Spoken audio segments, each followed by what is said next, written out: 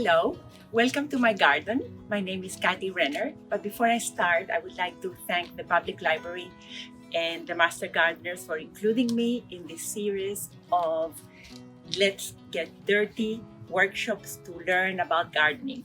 My passion in gardening is for herbs, and that's what I want to share with you today.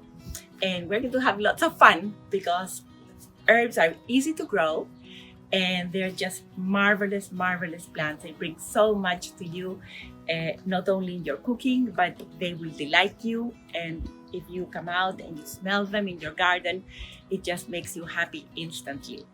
So let's start. So why plant an herb garden? Well, to eat it.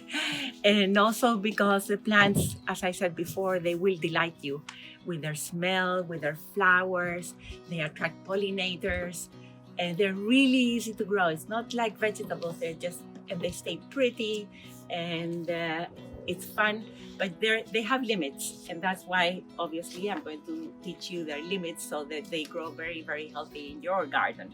Herbs have essential oils. And the minute you go, I have so many here, but the minute this is chives, you harvest them from the ground. And when you harvest anything, as soon as you harvest it, the essential oils of the herb, they start dissipating in the air. So imagine what you buy in the supermarket. It's been there, it probably harvested a week before. It's won't last very long in your refrigerator. So the fact and the possibility that you can come to your garden, cut the herbs, immediately take them in, put them in your salad, put them in your food, they will taste completely different to whatever you have been buying before. So before we get to talk about the plants, let's talk about what you have to do before you plant. So what are the important things? Soil, sun, and water. And the soil really is everything. The soil is what makes all these plants be so happy and green and healthy. And I don't have pests and diseases because I'm very careful about the soil. After taking the Master Gardening class, I am so thankful I did that course. It's the best thing ever. I learned how to amend soil. So the soil here, before we had ivy, when we bought this house, there was ivy from here to the top. And the soil was pure clay. Santa Barbara has a problem of clay soil. And the clay soil, you cannot plant anything in it because clay, when it gets wet, it gets very soggy. And when it dries, it gets hard.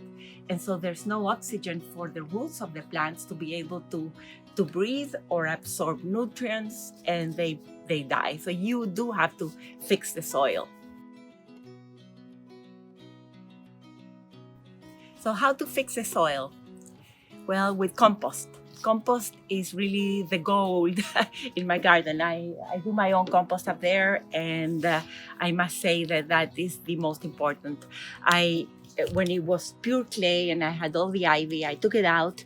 And for 1 year, all I did is fix the soil because I knew after taking the Master Gardener course that nothing would grow here unless I did that.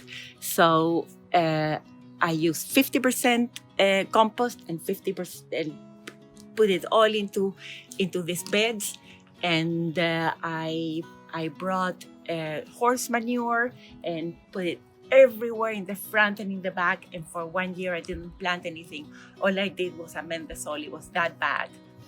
If you have clay soil, or if you find a place in your garden where you want to plant, if you make a hole which is 10 inches wide and 10 inches deep, and you fill it with water, and the next day you fill it with water again, and 24 hours later you still have water in that hole, you have a problem. You have to do what I did. You really have to amend your soil, and if you do it correctly, you will be happy. It's a lot of work, but then look, after that, you are pretty much done. Very seldomly I have to add some more compost or anything else to my soil.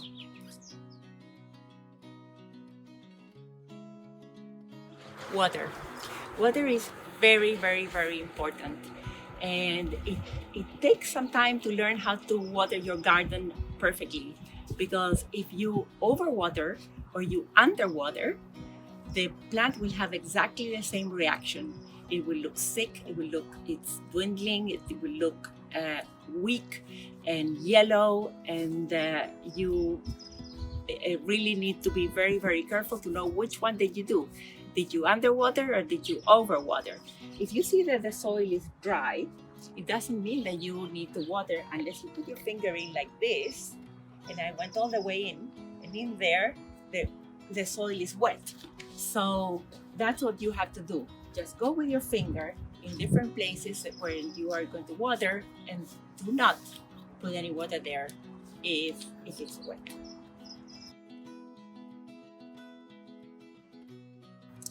Herbs, they love, love, love to sunbathe in the sun. They just enjoy it so, so much.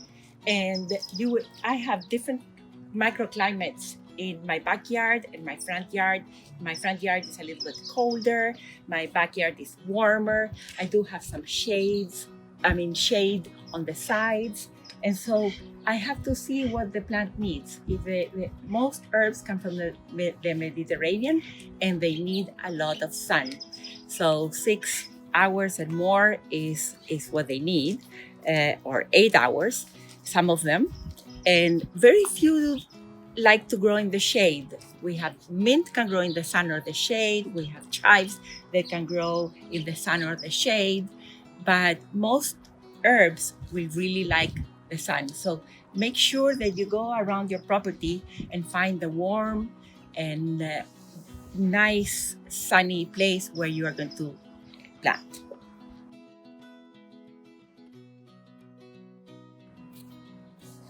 All fertilizers have these 3 numbers. The first one is nitrogen, the second one is phosphorus, and the last one is potassium. These are the things that a plant needs to grow. So this one, which I told you before, the bone meal helps the roots, and that's the phosphorus, is very high in this box. And in this one, you see that the nitrogen is very high. It's 13 nitrogen and then 0, 0.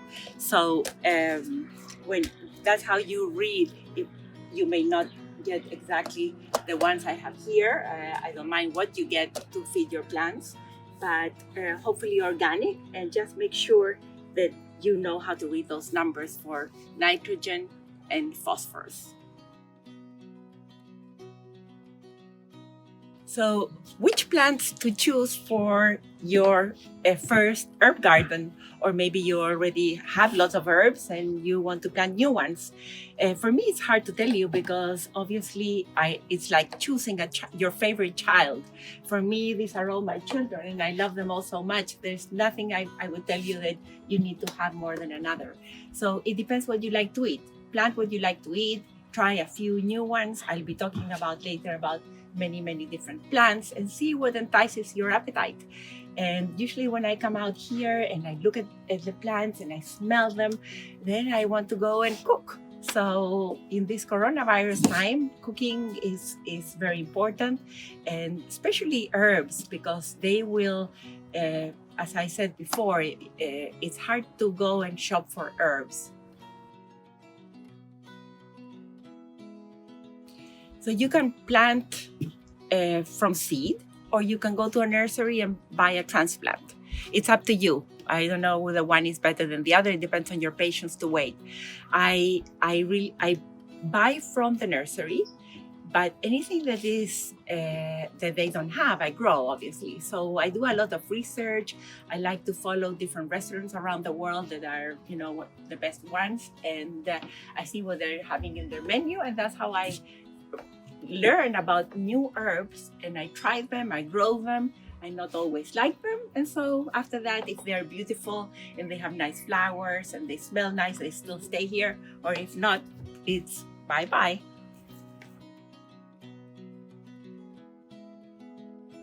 So this is a transplant. You go to the nursery, you buy a transplant, you bring it home, and it's called transplant because you are supposed to go home and really transplant it straight away.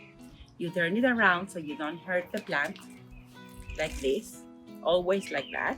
Otherwise, if you pick it from the plant, you'll end up with the roots away from the soil.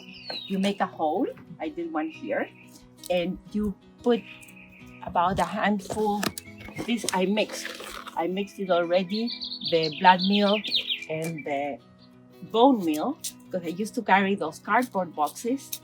They would get wet, they would tear, and so this is my new system.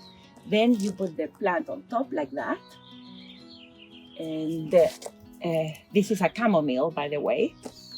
And then you wet it. I don't want to lose time showing you that, but then you put water all the way around. You drown it in water, and then you add the rest of the soil in. I'll have to water it later and not forget there. And that's it. That's how you transplant.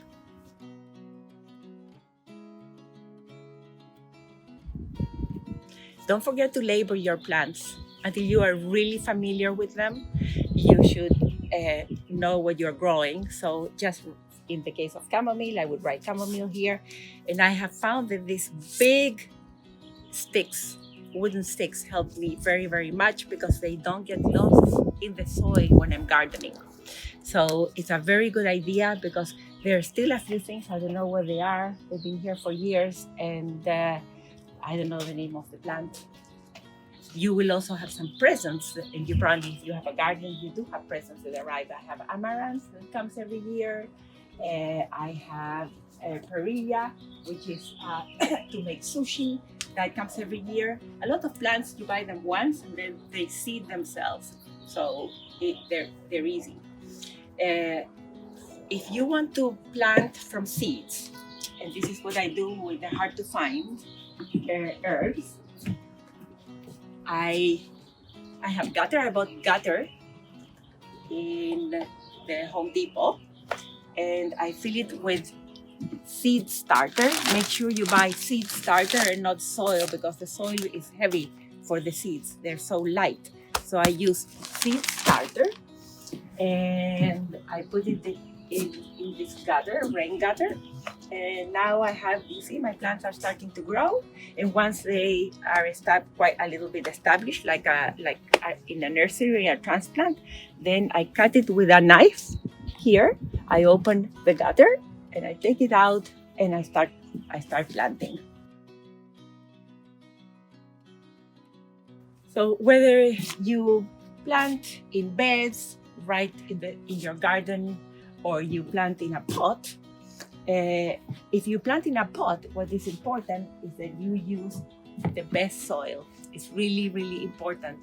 And this is what I have found that works always 100% for me. Recipe for 20 potting soil, and it's not cheap, but it's really, I've done it for years and years, and this is the one that works the best. Okay, if you plant in a pot, the important thing to know is that you will have to water more often. I water my pots almost every other day, and some of them every day when the plants are little. Whereas the rest of the garden, I don't need to. I do 2-3 times a week at the most. And every year, when you plant in a pot, unfortunately, every year you have to change the soil because the recipe for 20 is so expensive. I only change half of the soil. So I leave half and the other half is new, and it seems to work, and I can save some money that way. So be careful when you go to the nursery, and they might tell you that, you know, they have all these plants that you can eat. I always check with, if it's new to me, I always check with FDA GRAS, which stands for, of course, the FDA, and generally regarded as safe. And all you have to do is go to the site and you put the name of the herb and it will tell you if it's edible or not, and you will find things that are very strange because epazote, for example, which is used in Mexican food, is not considered, it's not regarded as safe in the United States. Borage, the little flowers, if you read books about herbs, you will find that all books state that you can eat the flower, and the FDA says that it will hurt your liver. So always check and be safe. So because I have an organic garden, I don't use pesticides. And the only weapon I have is water with 3 drops of dishwashing soap. And I put them in this I call it my gun against bad bugs. And if I see any, all I have to do is spray them. If I get aphids, I would just spray them, and I would spray them the next day and maybe the third day again. And then after that, I usually don't have it anymore. I also, with herbs, a rule of thumb is when you harvest herbs, you cut them not more than a third. Some of them you can cut half, but if you go with the term that you cut only a third of the plant, you will never kill the plant because of cutting it back. When you start doing research about how you can cook with the herbs, you will start being really fascinated. One thing that fascinates me, and I really want to show it, is the leaves of my fig tree. If you take a leaf from the fig tree and you smell it, there's really no smell to it.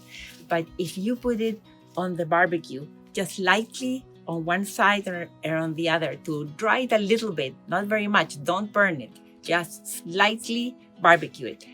Then you can steep it in milk and cream and make the most delicious, absolutely delicious ice cream.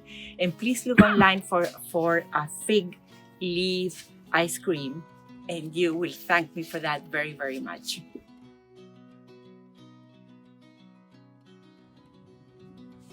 Well, and now the best part. Come and meet my friends. All these herbs that are here, and I'll tell you a little bit about them. So I will start with Lovage.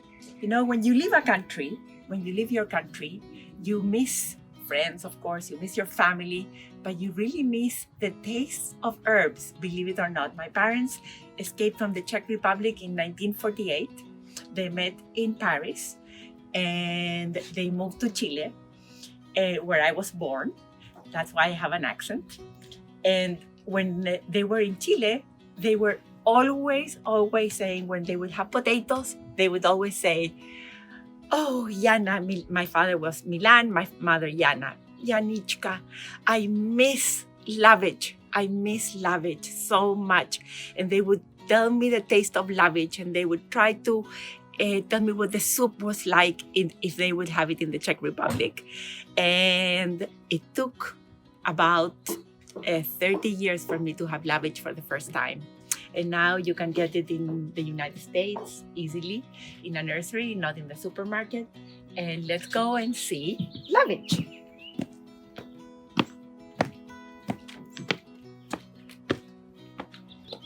Here. Okay, so I have, normally for a family of 5 or 6 people, you need 1 plant. My children are grown up, it's just my husband and me, but we have 1, 2, 3 plants because I love it so much, and I'll tell you why I grow so many and what do I do with each of them. So here we have one. This is Lovage. And the reason why there's no Lovage in the supermarket is because there's no demand for it. People really don't know how to use it, how to cook with it. I have my gloves in case something is sticky, but not with Lovage. So Lovage, the big leaves, when it grows, it can grow up to 6 feet. It disappears in the autumn, completely, to the ground. So I always have to put a stick and put lavage there, because that's where lavage will come in the spring again. But you will not see it. There'll be nothing there.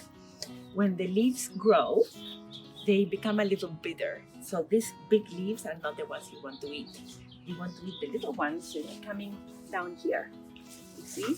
So these little ones that are growing here, those are the ones that have an amazing, fantastic, impressive taste. Oh my goodness. So it has a taste of celery, but tenfold, a million times more strong.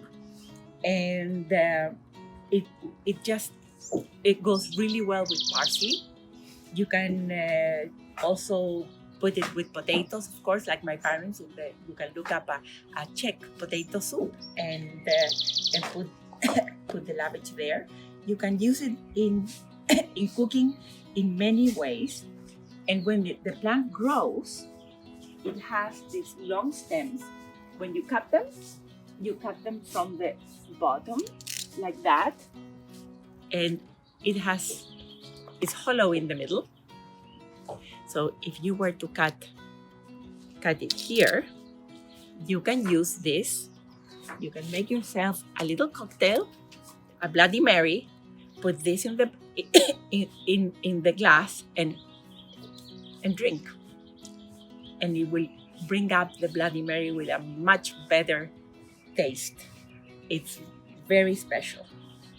And so when you harvest from the bottom, but be very careful not to cut the very middle ones, because that's where all the new growth is coming from. And I let this plant just grow because at the end I really want to. I know it's COVID-19 and probably we won't see any friends, but at least for my husband and me, we'll each have a straw. So this is lemon verbena, and lemon verbena is from Chile. They say also from Peru and Argentina, but we Chileans, we like to think that it's only from Chile. This has an intoxicating, oh my goodness, it really has an intoxicating smell, which I wish you could smell. Oh, and the whole plant. It's like I'll never be depressed. All I have to do is come here and smell my verbena.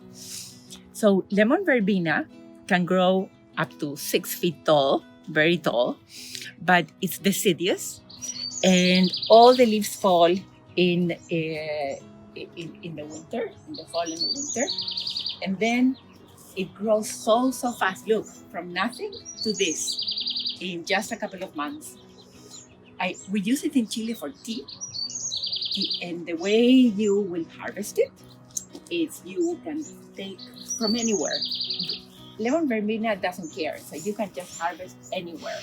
In the middle, you can take a sprig here. And we make tea in Chile. We put hot water, let it steep for about, 5 minutes, and then you have the most beautiful, wonderful tea. And lemon verbena with some mint and with the peel of lemon makes it one of the most delicious teas or tisane that you would ever try. Now that I took you to the herbs from our ancestors and from my husband and mine, by the way, my husband is a videographer, and let's hope he's doing a good job. Maybe I could have him try some herbs.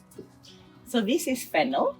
Fennel, I love the leaves, the smell, and the flowers. You can use everything for cooking. And there are two kinds of fennels.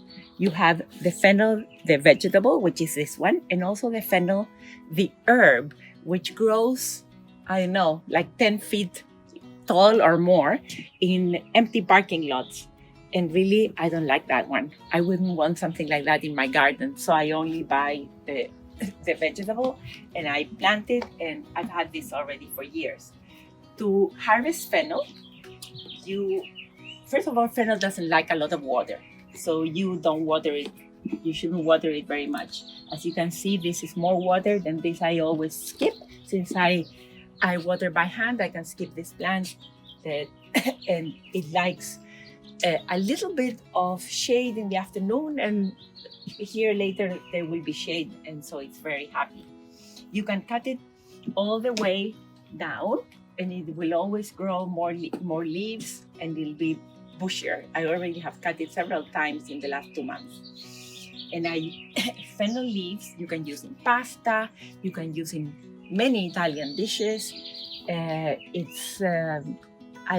just love it. I can cut, because since I have it here, I can cut a ton of it and I can roast fish over it in the oven slowly. I can put a salmon on top and put the fennel underneath, the fennel on top, and goes in the oven and comes out.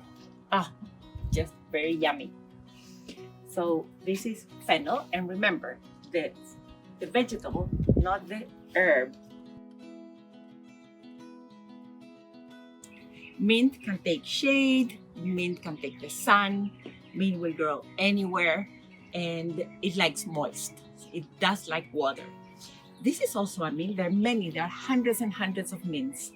But to cook, really spearmint is the one. This is a spearmint, and spearmint is the one that you want. It has a very delicate, very mild, very minty, but very mild taste that is really delicious, and cooks use spearmint for cooking. It goes wonderful with peas. It goes wonderful in a salsa. It goes wonderful in anything and everything. Really, it's delicious. And I would say spearmint is for savory dishes, and then we have peppermint, which is for sweets, especially with chocolate. The way you harvest mint is you can cut it all the way down. You can really, if it's not doing very well, you can cut it all the way down and it will come back.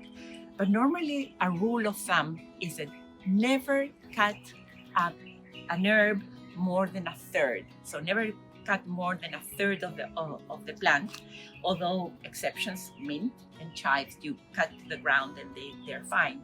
This is another mint. This is curly mint, and it's not doing so well. It doesn't look so pretty, because when you grow in pots, you have to change the soil every year. And I did change the soil in all the pots, but I didn't get to this one, which I will probably next week, and it will grow with abandonment.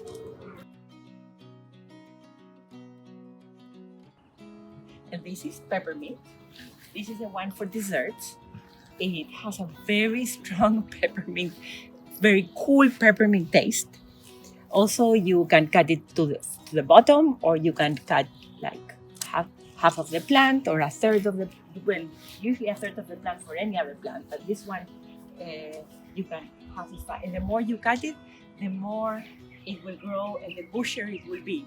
So it's important that you harvest the herbs, and if you don't have a need to cook with them, still harvest them, because it's good for them. They like it, and you can bring them in, you can smell them, you can cook with them, and if you have too much, you can give to friends, or you can put it in the compost, but not the mint in the compost. It can grow from peppermint is sterile. It doesn't have seeds, so it will really grow really fast.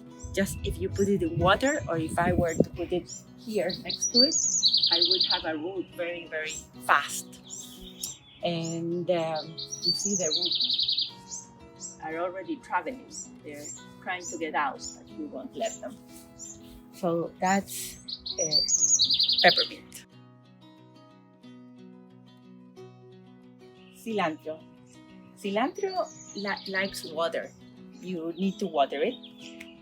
In the summer, it bolts very easily, and there's nothing you can do about it. You can buy slow boiled cilantro, but it will bolt anyway. It just happens. But while it's growing, you can use it, and you can use the entire plant. So I have one up here. I'll show you how big it gets. The cilantro. This is when cilantro flowers. Afterwards, it's already starting here. You get the coriander seeds. here are the coriander seeds. And the leaves are beautiful and they taste delicious and they taste of cilantro, so you can eat the entire plant. And the roots in Vietnamese cuisine is amazing. And if you put the green coriander, the seeds, in rice vinegar for 24 hours, and the next day you use them in making a banana cake, you are in for a treat. And if you have friends over, they will say, "What did you put on the banana cake?" And they will never know that it's the coriander. But it has to be green. Once it's brown, it's not good. So you have to wait and you have to look for it to be green.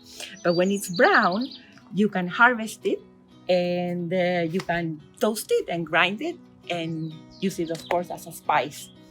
Ottolenghi, who is a very well-known chef in England, he has one dish that has coriander, will go to the lavender, has coriander, lavender, has mozzarella cheese, and some honey. And apparently, that's a dish that he sells 1,000 of this every single month, and he says people go to his restaurant just for that dish. So we'll try it this summer. So lavender. Well, this is not a culinary lavender, and I really forgot the name of this lavender, but this is not the culinary lavenders are the angustifolias, and not the French. It's the English. This particular lavender is not either, but it flowers early in the spring, and I like it. These are all Provence. This one is Provence, and this one is Provence. But if you were to cook with the flowers of Provence, with the little flower buds, they would taste of soap. So they're called lavandines, and it's not a good idea. Although this is a cross, Provence is a cross between English lavender and spike lavender, and it's for soap and perfume, but not for your cooking. And I'll take you now to see the lavender that I have in the front of the house to show you the English one.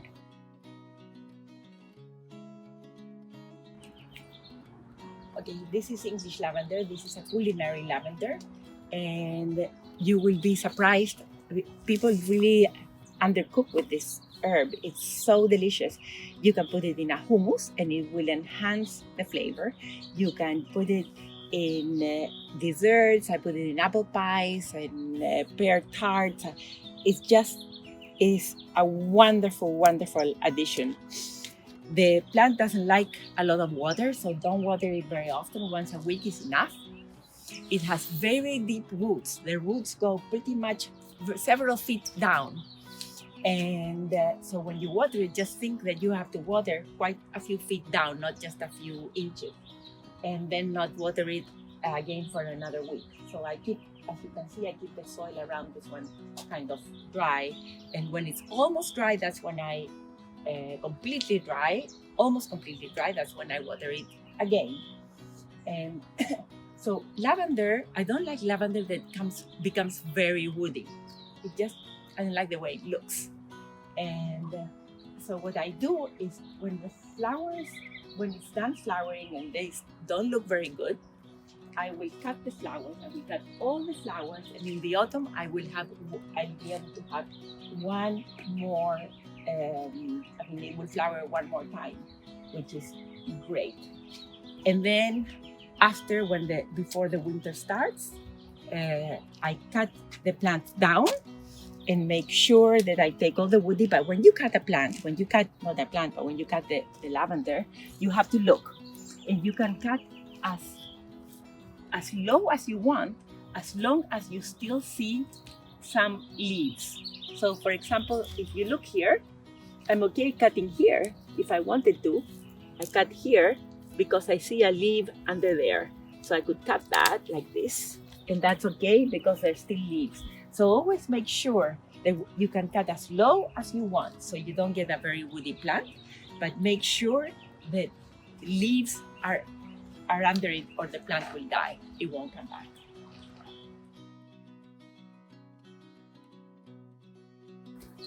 This is horseradish. It's also invasive, so you cannot plant it like mint. You cannot plant it in your soil, directly in your soil. You have to put it in a pot. I've had it for years. You can cut it down anytime you want. It will always come back. Look how beautiful it is. The amazing thing about horseradish, it likes water, and you can cut the leaves like this, and then you can wrap a piece of meat or chicken or anything you want in it like this, and then you wrap it up and you can put it in the oven, or fish, and you put it in the oven, and the leaves have the taste of horseradish too, and they will implant that taste into whatever you wrap and you are cooking, and you will really like it. It's a fabulous herb.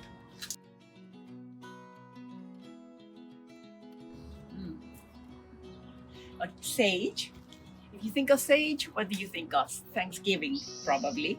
And oh my god, it's really a lovely, lovely smell. The plants get woody after 1 year. I always have one in the backyard that is small, and I have these that have lived here for many years and have the most beautiful purple flowers. They're already scented, but it looked amazing a week ago. And sage, you can make sage butter that you can use for your pasta, for your ravioli, and you can also fry the sage. You get olive oil. You put the leaves on cold olive oil in a saucepan, in a sauté pan, and then slowly bring it to have little bubbles. And when you see little bubbles around the leaves in the sauté pan, you switch it off. You take out the leaves, and they won't look crunchy when you take them out, but they will be crunchy, and you can add 3, 5, 9, whatever you want to a pasta dish on top, and it will really be delicious. Sage does not like water, so you also need to probably water it just, I don't know, every 3-4 days, not more than that, unless the plant is very little. If you bought it in a nursery or you are growing it from seed, the plant is very tiny, then you have to water it often. But once it's established like these two, they hardly get any water and they're fine. And never in the winter, I've never watered them, and they come back very pretty. And if they are woody, just cut them down and they'll grow back and be beautiful again. So they're very easy to grow, and certainly something that I would not miss having in my garden.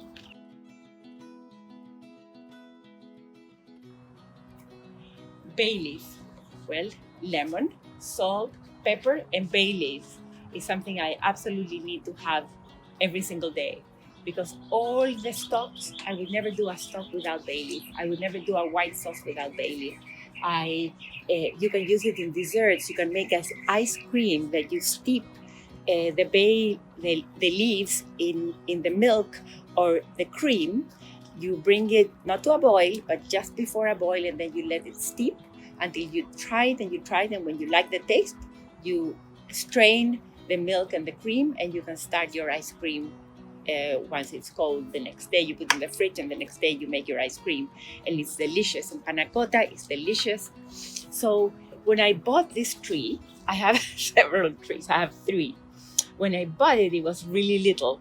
Oh, I have 4. Sorry, I have 4 trees. So when I bought it, it was tiny like this, because they're very expensive. They take quite a few years to germinate. So you have to buy the tree. You can't really grow it from seed. And the way you harvest it is, and it doesn't like water, so remember, it doesn't like water. And the way you harvest it, you take a leaf and you just pull it back like that.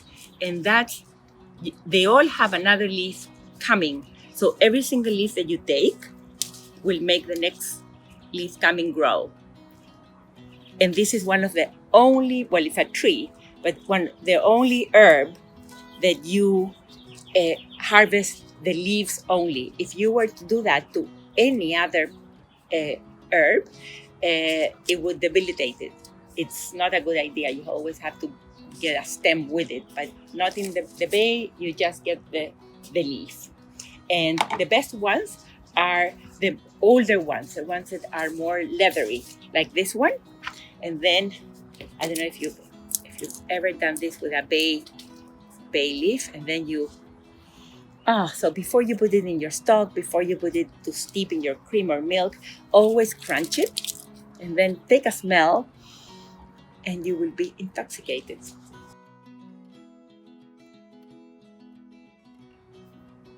Scented pelargoniums. Well, I'm addicted to them. I add 10 every spring to my collection. So I have them in the front, in the back, in so many places. This is citrusy. Very delicious. This is there's so many scents. Some are spicy, some are lemony, and then we have, of course, the rose of attar, which is my favorite, which I will show you in the back. And they grow very easily. If you want to grow one from somebody, if you have a friend that can give you a cutting, it's very easy. In the spring, you get a new shoot without a flower. Okay, so you about that big, and then you cut off all the leaves halfway down. There, you cut the leaves a bit more. There, you leave the leaves in the back. So remember, only in the spring you can do this, and from a new shoot. Then you put it. If I was to put it here, I can leave it there, and it will grow a root.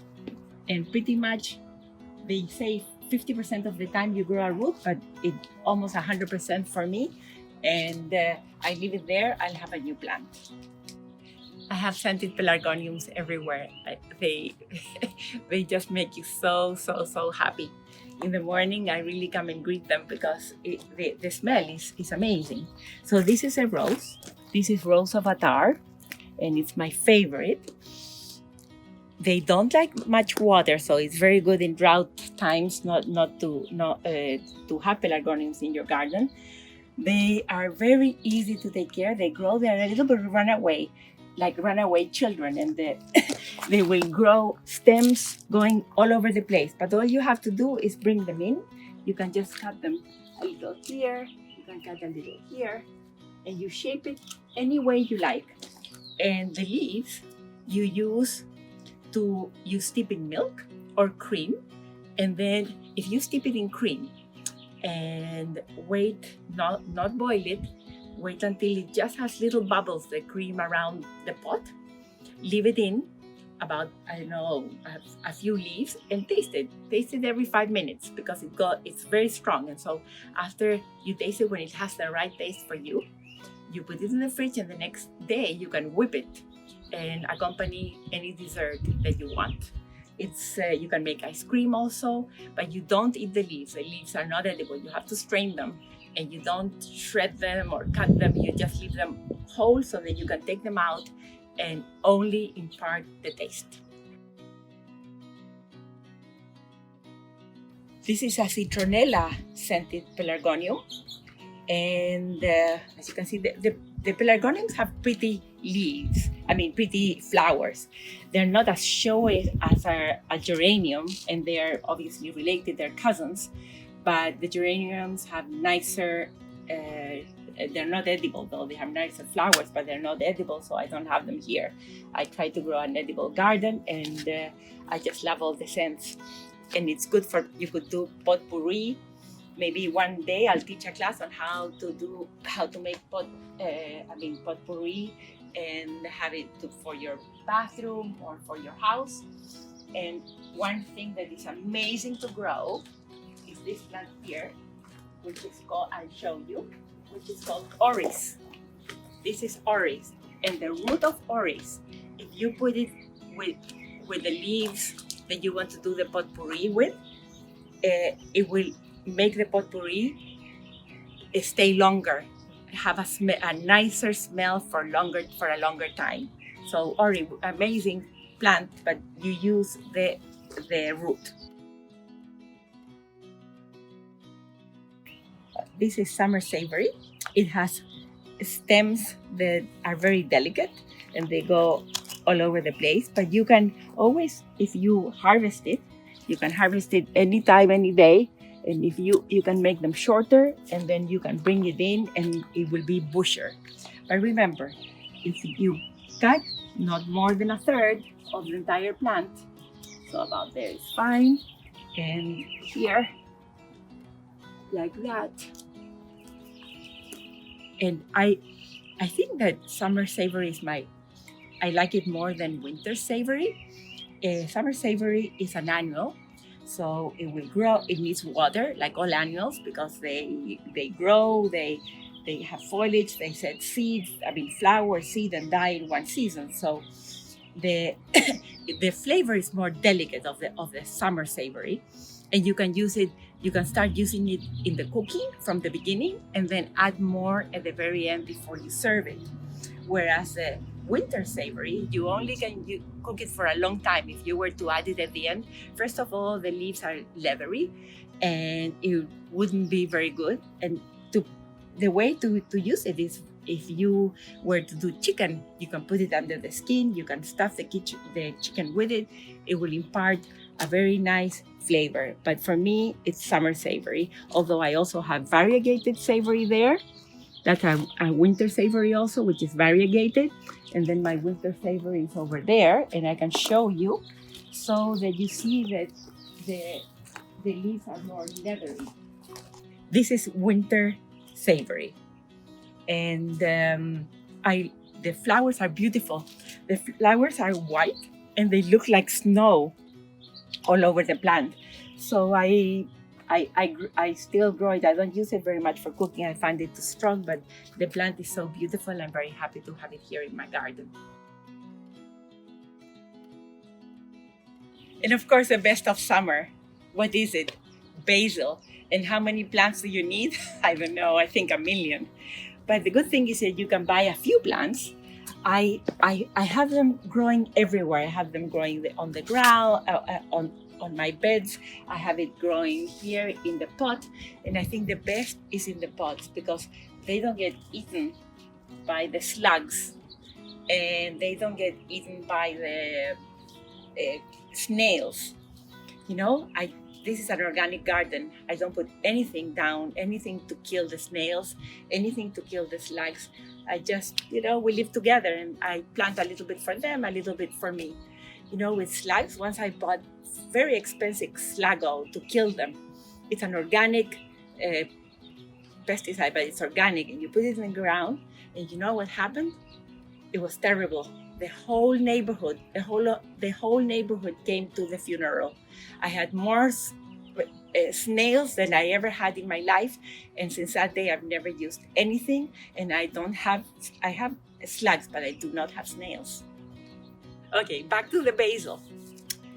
So basil likes water, but it doesn't like to go to bed wet. So you really have to only water it in the morning when you wake up, and never later, because the basil will not do well if you give it a water in the afternoon. It's not going to be enough. It has to almost dry completely by the time it's the evening, and you can't let it flower.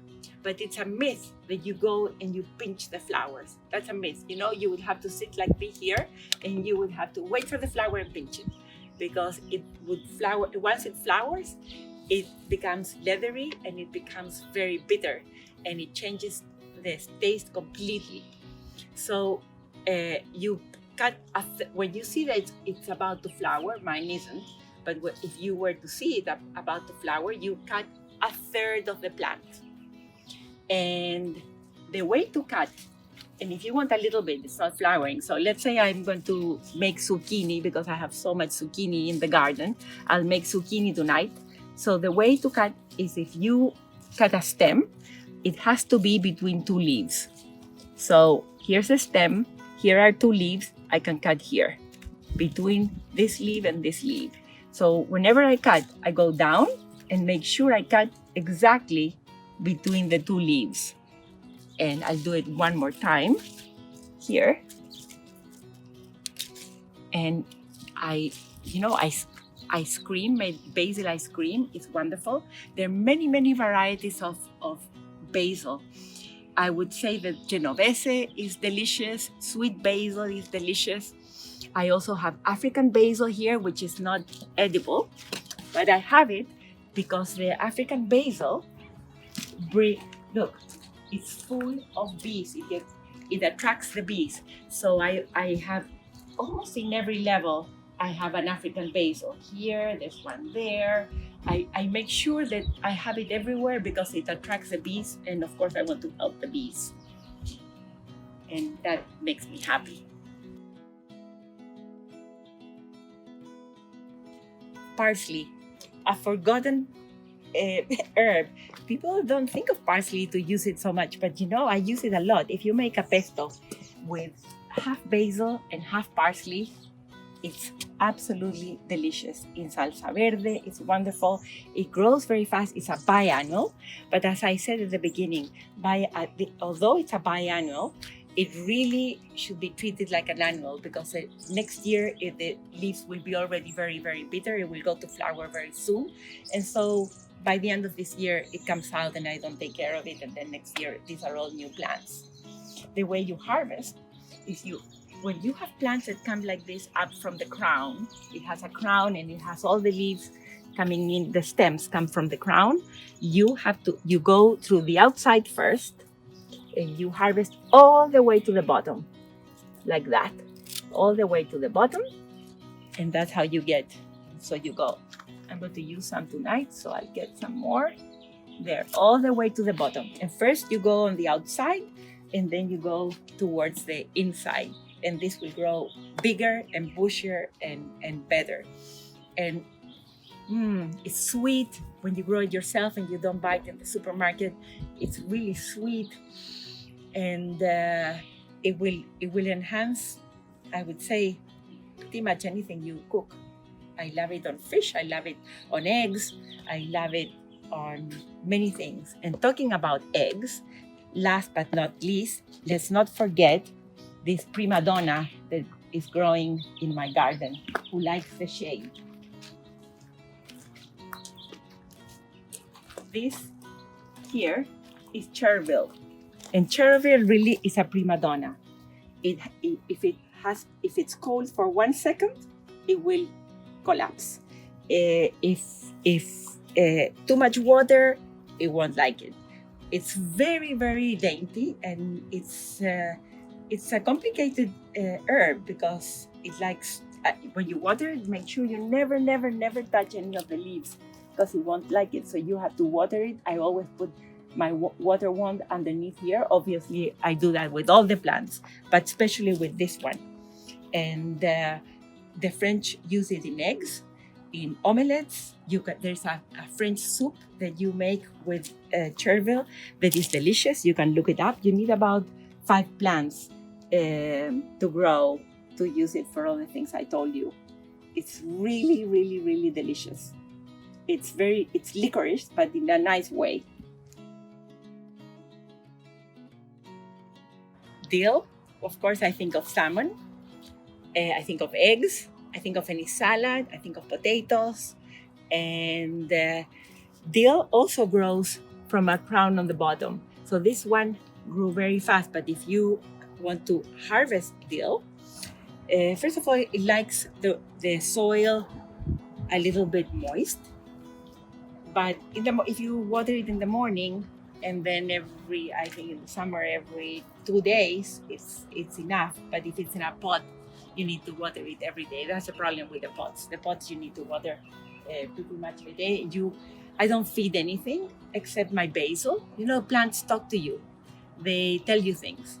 And if the leaves are yellow, they're saying, please, please, please, I need nitrogen. Please give me nitrogen. So you have to buy an organic fertilizer that is nitrogen. I showed you at the beginning what I use, the blood meal and the bone meal, and I do about 2 or 3 handfuls of that in the pot before I put the plant, and pretty much I never have to feed it again.